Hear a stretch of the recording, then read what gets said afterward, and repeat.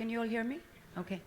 Well, first of all, thank you, Aditi and Nisa, and also to everyone in this room for staying for this very last panel.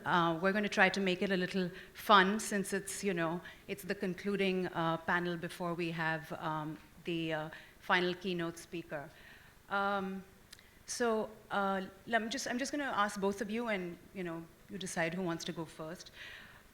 Nisa and Aditi, you both come from backgrounds where your family, your historically has given. You come from cultures where giving has been an integral part of your backgrounds.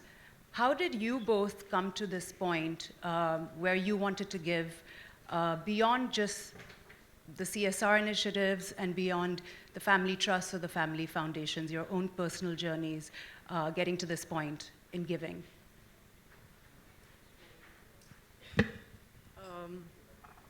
I think for me, and I've talked about this before, it was almost like this concept that I heard Warren Buffett talk about, the ovarian lottery, and this idea that, if you've had education, especially in the 21st century, the opportunities that you have because of that are huge.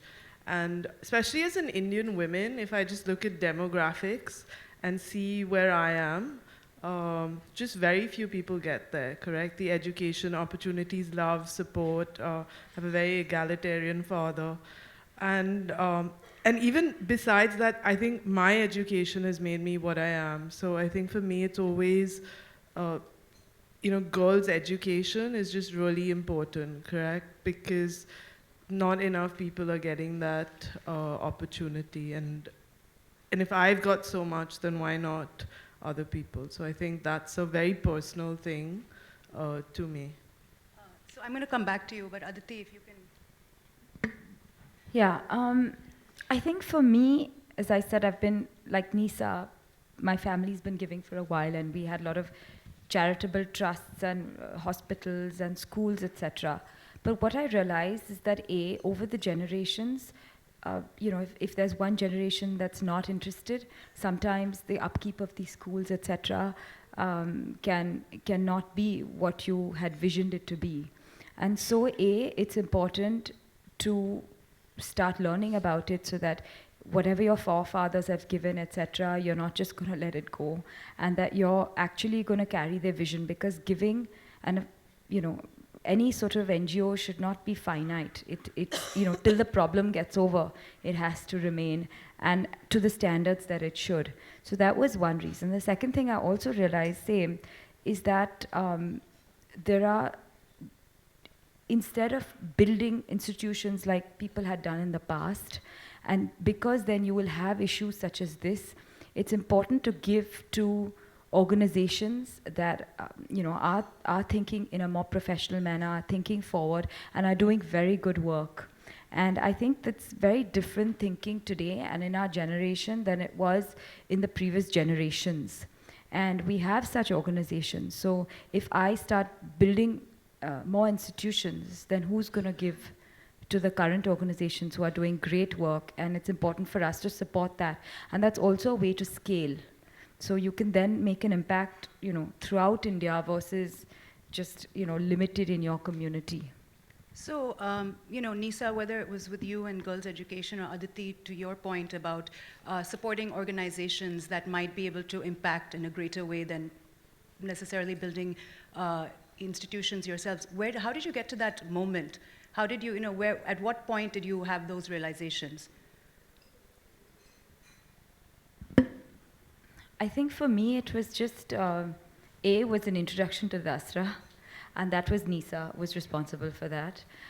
When I talked to her saying, I want to get more involved, I want to understand more, because again, in the family, there are all these trusts, etc., and I don't want them to just, decay. And she said, well, the people you need to meet is Dasra. And I said, who's that? And then I met Neera. So that was one way that I got introduced into this.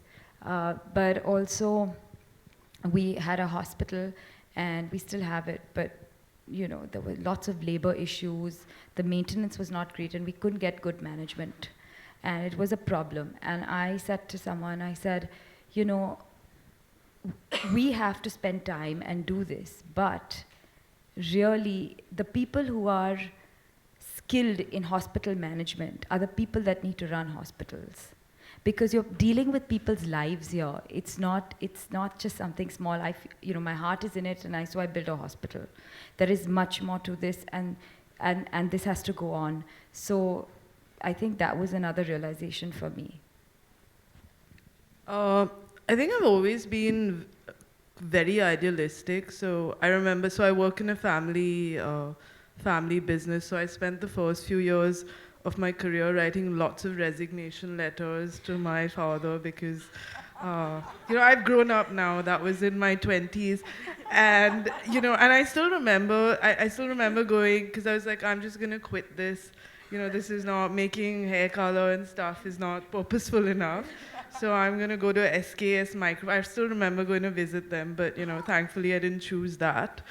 And I told you this panel would be fun. Yeah. No, my father, I think, just held on to me because he didn't think anyone else would employ me. But so I think it was always idealistic. And, the way I describe it to people is you find your platform. So like Aditi was saying, I've done a lot of work, especially within the group, for defining like our good and green strategy with Dasra actually helped me with. The girls' education was, again, this just question that, why did I win the lottery ticket and what am I going to do about it? And again, this is sounding like a big Dasra plug. It's not, it's actually genuine. And even there, if you want to participate in girls' education, I had no idea how to go about it, correct? So I asked them to do research for me. They did this girls' education report. And through that, you start meeting people, you meet, and some of the people I've invested with, or some of the things have not necessarily been through Dasra, but that, I think if you're in a room like this, you're going to meet a lot of people who will inspire you, and, so that's how I think it started for me. But I think I was always quite idealistic. You both have very demanding day jobs. So how do you balance, having the day job, having a life, and then also being involved in giving? Well, I just think it's a passion, so you make time. And usually, if someone asks me for a meeting during the day, if it's usually an hour, so I can do that. But then I do spend some weekends on this, and in particular, for example, now and tomorrow, and Dasra, I'm on the board of Dasra. So we have one annual day of a meeting, a marathon meeting from 9 a.m. to 6 p.m. on a Sunday.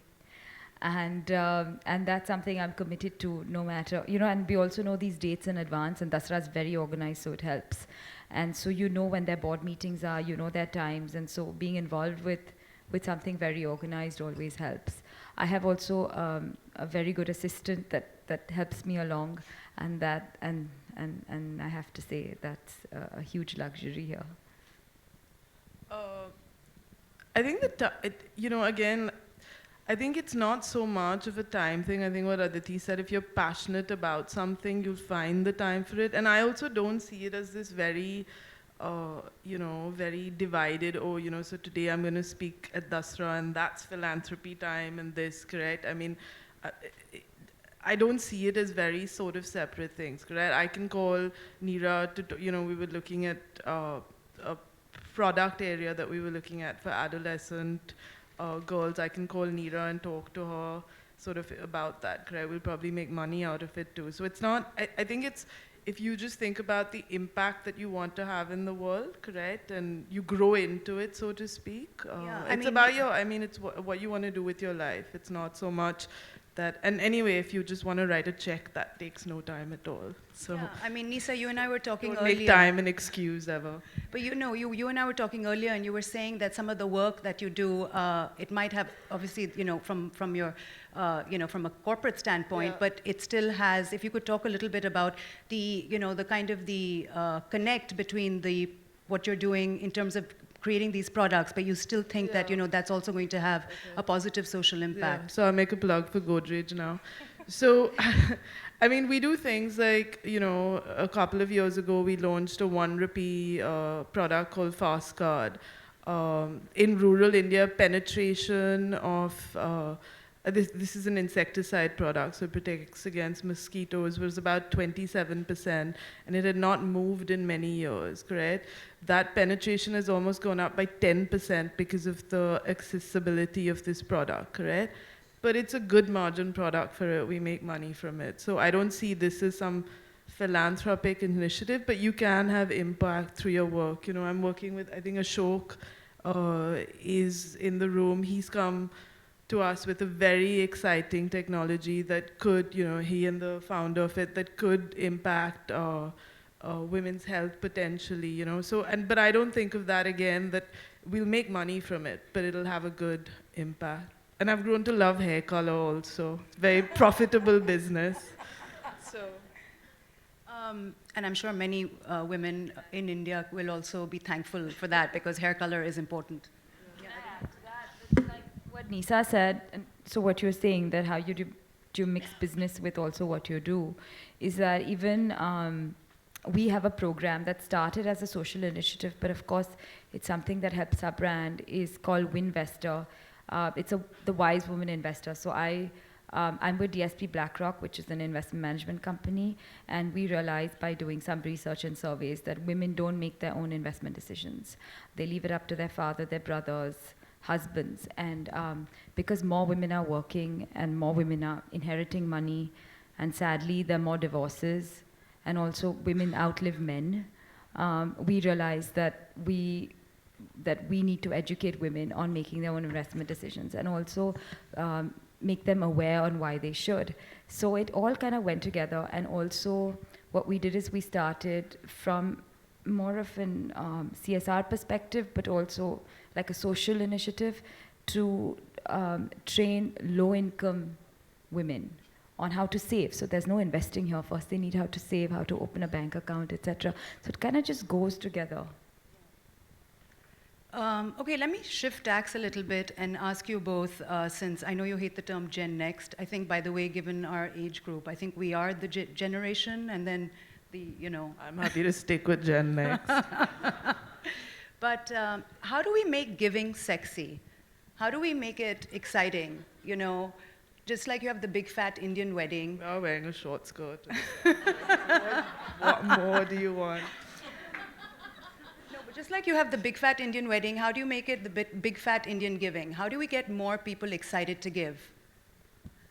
So we talked about this a little bit when we were talking. I think it's really important that you have very strong Indian examples. So I think, you know, personally, I just think Azim Premji's story is just amazing, correct? Of this kind of standard that he's setting. I use that. So in our family, 24% of the group has been in a foundation for many years, but frankly, it's not very strategic.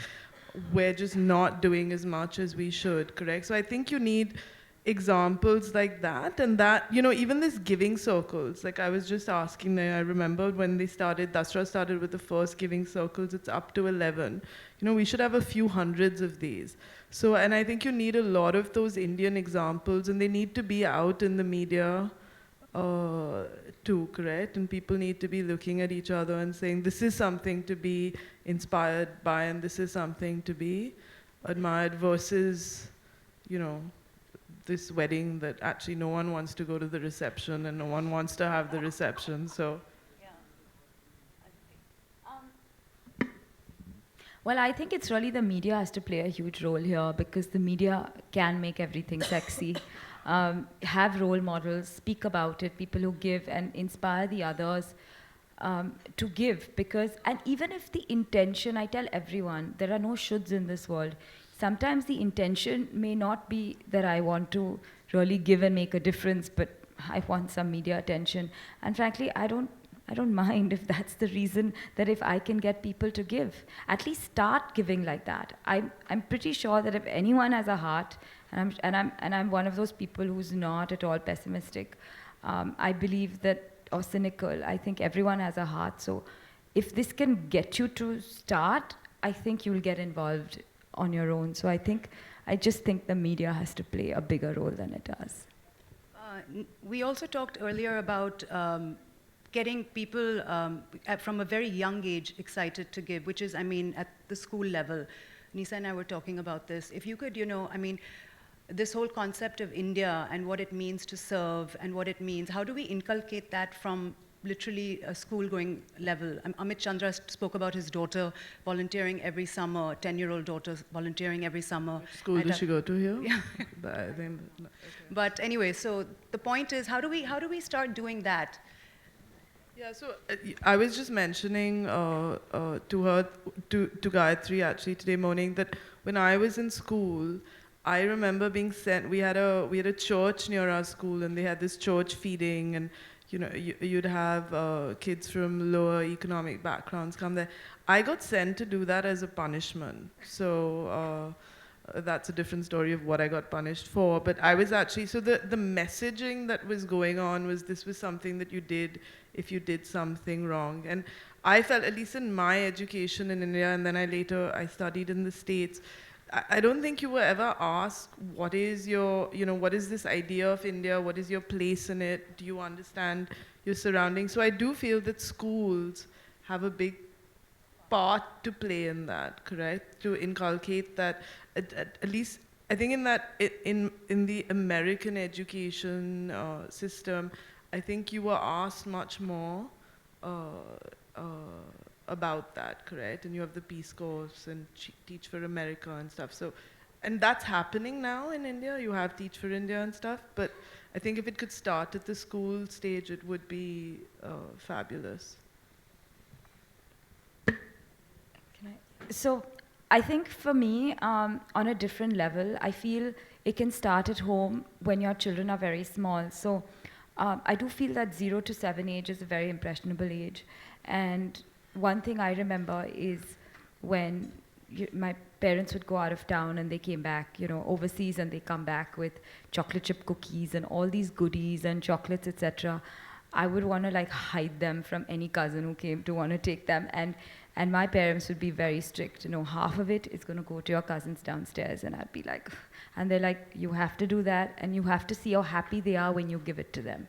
And if you can teach your child about when you give, someone else is happy, and that's a very basic way to teach them. And also this phrase that stuck with me that my father always say, have a big heart, have a big heart, have a big heart. So I think those were very, basic things. And then when you go on to school, again, as Nisu said, I also went to this church where we had to volunteer, etc.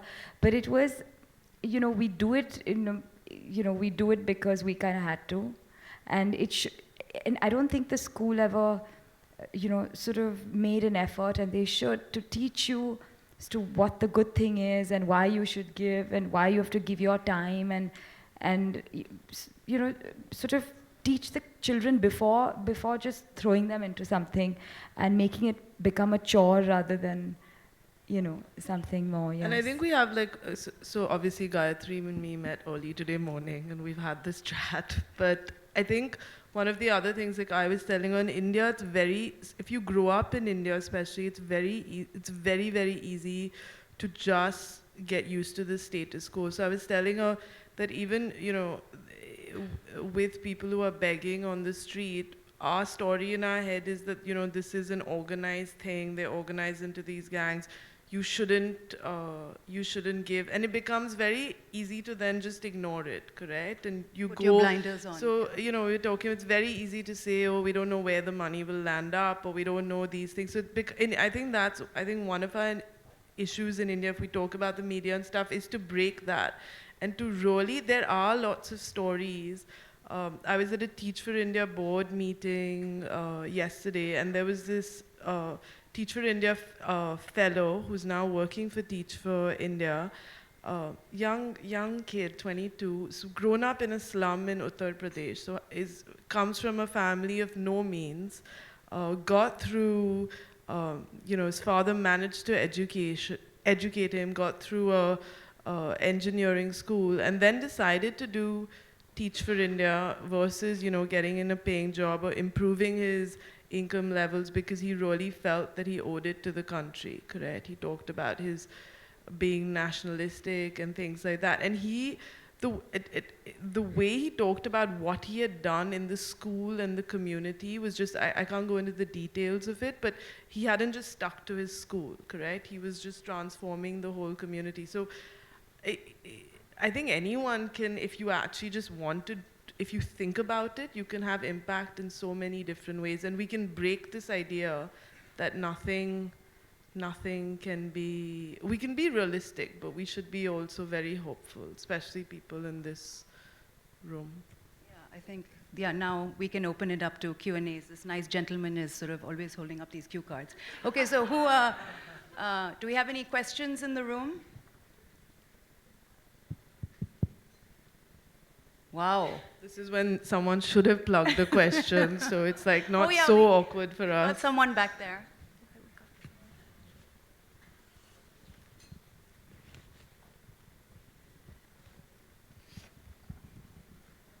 Hi, my name is Raj Gilda from Lender Hand, India. As a founder of the NGO I run, when I'm interviewing people, I find everybody to be good, and I feel like hiring everybody. But of course, you cannot, So the same way, I'm sure, with the giving you do, you must have been approached by many people for giving and otherwise too. How do you really, distinguish between where you want to give, where you don't want to give? All the causes are good causes, at the end of the day. And how do you really deal with that kind of, dilemma as you work, right? That's a great question. So I have no problem saying no to anyone about anything. So I think I'm quite good at that. But I think it depends what it's for. So for example, for our group social responsibility, it's all about green and it's all about employability. And so say if it's outside of that from a group perspective, we just won't do it. So say if girls' education doesn't necessarily fit into it, but that's something that I'm really passionate about, so now I'll just do it personally. So I think it depends. If there's a, if you have a trust or a company, it really needs to go by the strategy of that, and then you choose the best within that, which is not, it's like looking at an investment. I think that's not too hard to do.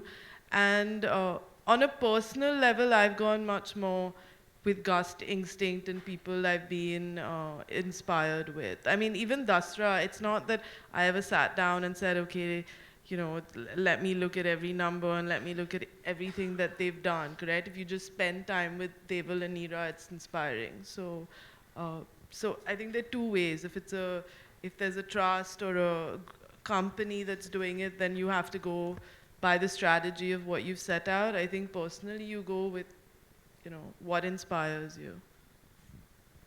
Want to respond to that? Okay. We have a question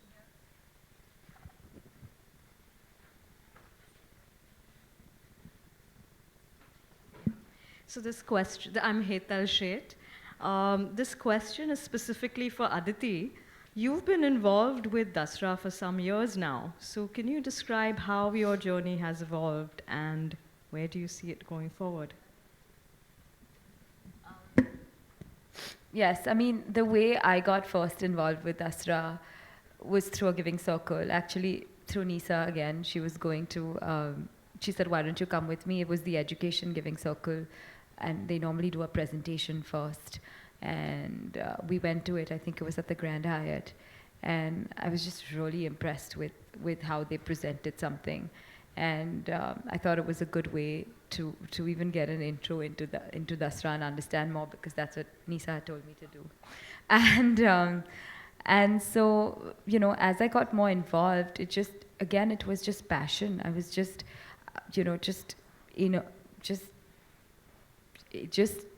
the work that they did just hit home. That's exactly what, it made sense.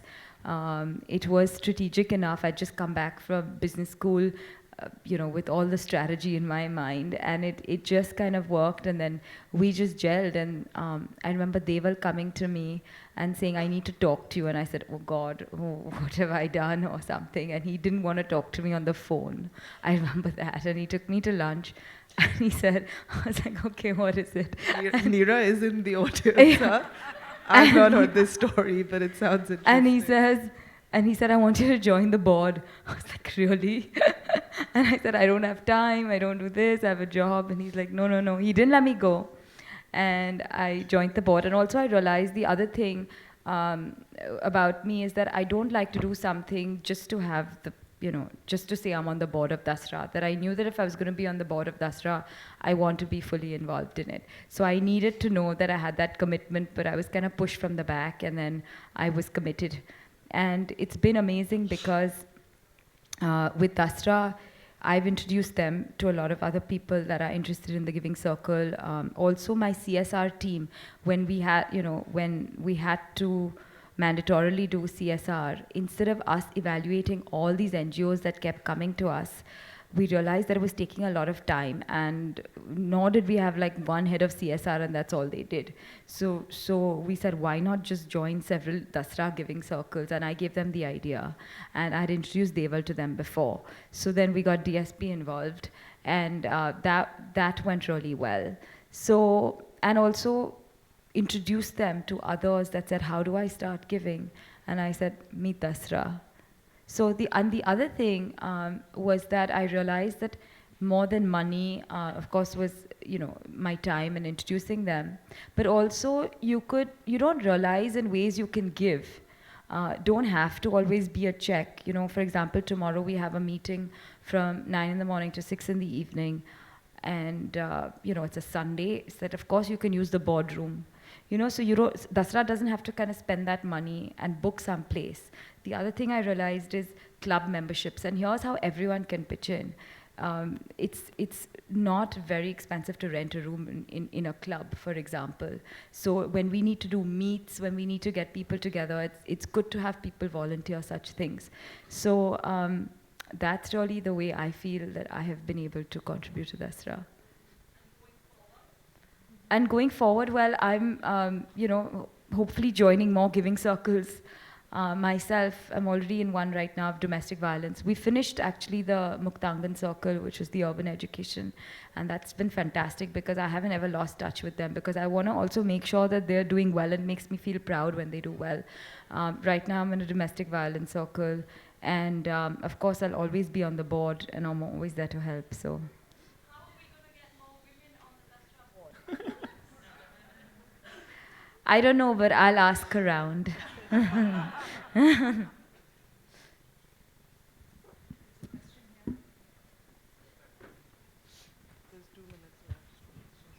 my name is Karishma. Both to Aditi and to Nisa, you're in this position where you have like a family foundation, you are doing individual contributions as well as CSR. So how do your three strategies differ for these three types of funding? Should I go first? So my family, the family foundation is it's not strategic, correct? So that work still needs to be done in terms of it does mostly environment, healthcare, and education, but it's still very much in that donation mode versus, taking two areas and say we'll impact it, and then, we'll raise money around that and stuff. So I would say that's not very strategic, but broadly in health, education, and the environment. The group, the Gojej group has a Good in Green. We've been doing it for about 5 years. Now Dasra helped us put it together. And there it was very clearly defined on sustainability, on employability. So we said we'll create shared value employability for 1 million people over a 10-year period. This wouldn't be necessarily with the group, but we would participate in skilling. And we also said that 30% of our product portfolio would be good and green. So I'm not going into the definition of that. On the personal, the personal front is where I said that I'm very passionate about girls' education. So personally, I don't think I'd give to anything else besides that. And for that, sometimes I do give from the philanthropic trust also, but then I also give it personally. So that's how and hopefully once, the work with the trust is made, you know, it might turn out for me, because I'm not my only family. You know, we're a cousin consortium now, that they decide that education, or we overall decide that education is not the focus area. I think that I would still continue personally. Okay. Hi. Anyway, I think I agree with Nisa where the family foundation is concerned.